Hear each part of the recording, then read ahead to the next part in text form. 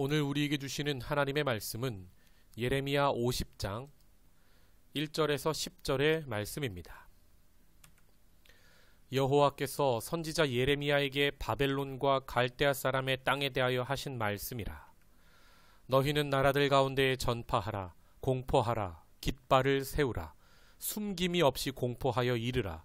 바벨론이 함락되고 벨이 수치를 당하며 무로닥이 부스러지며 그 신상들은 수치를 당하며 우상들은 부스러진다 하라. 이는 한 나라가 북쪽에서 나와서 그를 쳐서 그 땅으로 황폐하게 하여 그 가운데에 사는 자가 없게 할 것임이라. 사람이나 짐승이 다 도망할 것임이니라. 여호와의 말씀이니라. 그날 그때에 이스라엘 자손이 돌아오며 유다 자손도 함께 돌아오되 그들이 울면서 그 길을 가며 그의 하나님 여호와께 구할 것이며 그들이 그 얼굴을 시온으로 향하여 그 길을 물으며 말하기를 너희는 오라 잊을 수 없는 영원한 언약으로 여호와와 연합하라 하리라. 내 백성은 잃어버린 양떼로다. 그 목자들이 그들을 곁길로 가게 하여 산으로 돌이키게 하였으므로 그들이 산에서 언덕으로 돌아다니며 쉴 곳을 잊었도다.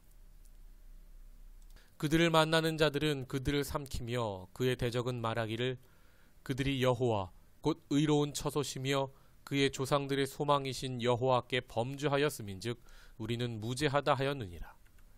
너희는 바벨론 가운데에서 도망하라. 갈대아 사람의 땅에서 나오라. 양떼에 앞서가는 수렴소 같이 하라. 보라, 내가 큰 민족의 무리를 북쪽에서 올라오게 하여 바벨론을 대항하게 하리니 그들이 대열을 벌이고 쳐서 정복할 것이라. 그들의 화살은 노련한 용사의 화살 같아서 허공을 치지 아니하리라. 갈대아가 약탈을 당할 것이라. 그를 약탈하는 자마다 만족하리라. 여호와의 말씀이니라. 영원한 언약으로 연합하라 라는 말씀의 제목으로 은혜 나누겠습니다. 오늘 본문은 두 부분으로 나눌 수 있습니다. 하나는 1절에서 5절. 바벨론 심판 후에 백성이 돌아와 그들과 하나님이 영원한 언약을 맺으신다는 것. 다른 하나는 6에서 10절. 이스라엘의 목자들, 리더들이 잘못해서 나라가 망하고 양떼들이 쉴 곳을 잃었지만 하나님께서는 바벨론을 치시고 양떼들을 돌아오게 하시겠다는 약속입니다. 먼저 전반부 1절에서 5절은 바벨론 심판의 내용입니다. 절대 망할 것 같지 않은 바벨론도 결국 시간이 지나 페르시아에 망하게 되는 것입니다. 바벨론이 망하는 이유가 무엇입니까? 하나님의 절대 주권 속에서 회초리로 그 바벨론의 강함을 하나님께서 사용하셔서 여러 나라를 자신의 자녀도 회초리로 치셨지만 그 바벨론이 마치 자신이 하나님인 것인 양 착각하고 교만에 빠졌습니다. 그래서 하나님은 심판의 회초리로 사용하신 그 회초리를 꺾어버리시는 겁니다. 우리 사는 것이 다 그렇습니다. 우리도 인생을 살며 악한 사람을 만나 인생이 꼬이기도 하고 사업이 망하기도 하고 여러 어려움들을 겪지만 하나님은 그 악을 사용하셔서 우리를 정금같이 연단하시는 분이십니다. 성경에 다 그런 내용 아닙니까? 하나님께서 사울왕을 통해 압살롬을 통해 다윗 왕을 정금같이 연단하시듯 또 본문에 이 바벨론을 통해 남유다를 연단하시듯 하나님은 우리 인생도 연단하십니다. 저도 그렇고 여러분도 그렇지 않습니까? 모든 것이 하늘 보좌에 앉아 계신 왕, 우리 하나님의 절대 주권 속에서 이루어지고 있다는 것입니다. 그러나 우리를 공격하는 그 악은 결국 심판받게 됩니다.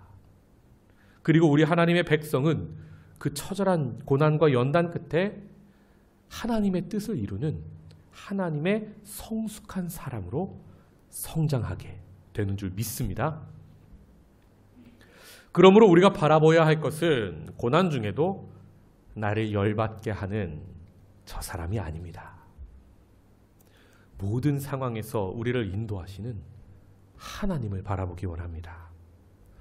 원수를 감내 만에 용서를 하네 마네, 저 사람이 나한테 이랬네 저랬네.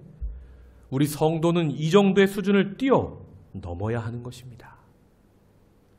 요셉을 생각해 보십시오. 형들이 죽이려고 했습니다. 가족이 자신을 노예로 팔아넘깁니다. 정말 고달픈 인생 아닙니까? 인생으로 치자, 장르로 치면 비극입니다. 그런데 그것을 하나님의 이야기로 바꾸는 사람이 요셉 아닙니까? 그리고 그는 마지막에 아버지가 죽고 요셉이 총리니까 이제 자기를 지켜주던 아버지가 죽고 형들이 두려워 떱니다. 그제서야 형들이 벌벌 떨면서 요셉 앞에 나와 잘못했습니다 비니까 그 형들에게 요셉이 무엇라 말합니까? 창세기 50장 가장 마지막은 용서 이야기로 끝납니다. 요셉이 그들에게 이르되 두려워하지 마소서, 내가 하나님을 대신하리이까. 당신들은 나를 해하려 하였으나 하나님은 그것을 선으로 바꾸사 오늘과 같이 많은 백성의 생명을 구원하게 하시려 하셨나니 당신들은 두려워하지 마소서, 내가 당신들과 당신들의 자녀를 기르리이다 하고 그들을 간곡한 말로 위로하였더라. 아멘. 성도 여러분, 하나님은 이렇게 악도 선으로 바꾸셔서 생명을 구원할 사람으로 우리를 기르고 계신단 말입니다. 그러므로 우리는 요셉처럼 하나님을 대신하지 말아야 합니다. 심판은, 나를 죽도록 괴롭히는 저 악인의 심판은 오직 하나님께 맡기고 우리는 오늘을 최선을 다하여 삽시다. 또 내 앞에 용서를 비는 사람이 있으면 오히려 그 사람을 위로할 수 있는 그런 위로자 되기 원합니다. 이런 연단 끝에 우리가 요셉처럼 나오면, 정금같이 나오면 하나님께서 우리에게 주시는 상이 있습니다. 오늘 본문 5절에는 그 상이 영원한 언약, 하나님과의 연합으로 나옵니다. 이 연합, 이 영원한 언약은 무엇입니까? 우리 죄사함을 위해 예수를 보내시고 성령을 우리에게 보내셔서 우리를 그분의 전 삼으시고 우리 인생을, 우리를 하나님의 자녀 삼아주신다는 겁니다. 여러분, 부부는 헤어질 수 있어요. 근데 아버지와 아들은 달라요. 그 관계는 끊을 수 없는 겁니다. 그래서 우리 그리스도인은 모두 하나님의 자녀가 된 것입니다. 그런데 우리의 신분은 변화되었지만 그분의 자녀로 사는 법을 우리는 계속 배우며 성장하는 그 은혜를 함께 누려가기 원합니다. 또 오늘 본문 후반부 6절에서 10절은 하나님은 유다 백성을 잃어버린 양떼라 말씀하고 계십니다. 남유다가 망한 것이 결국 리더의 잘못이 크다라는 것입니다.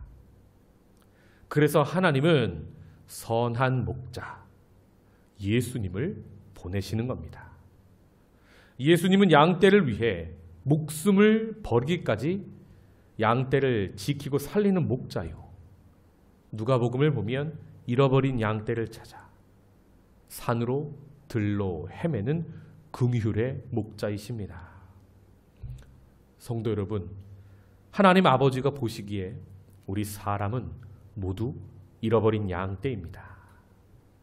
이 말은 양, 우리는 목자, 예수가 있어야 산다는 의미인 겁니다. 우리 인생도 예수님을 인격적으로 만나야 생명을 얻을 수 있단 말입니다. 목적지를 잃어버리고 내 인생 어디로 가는지 몰라 방황하는 양떼 같은 우리 인생이 예수를 만나 생명을 얻고 우리 인생의 방향을 얻고 성령 받아 하나님과 연합하여 그분의 자녀되는 그 큰 상을 누리기를 주님의 이름으로 축복합니다. 한 가지만 함께 기도하기 원합니다. 길 잃은 양 같던 제게 참 목자로 찾아와 주시고 영원한 언약으로 연합하자 말씀하시는 주님께 감사기도 드립시다. 또 죄로 인해 고난을 당할 때마다 우리가 하나님과 맺은 그 언약이 끊어지는 것이 아니라 영원한 것을 기억하는 성도 되게 하옵소서. 또 실패와 낙심의 자리에 머무는 자가 아니라 또 나를 괴롭히는 연단의 도구로 사용되는 사람 때문에 괴로워만 하는 존재가 아니라 하나님이 우리에게 주신 그 약속 믿고 굳게 일어서는 믿음의 사람이 바로 우리가 되게 하여 주시옵소서. 이 아침에 겸손히 이 기도 제목 가지고 하나님 앞에 나아가겠습니다. 사랑의 하나님, 은혜와 사랑에 감사합니다. 하나님, 우리가 어찌 하나님을 대신하리이까?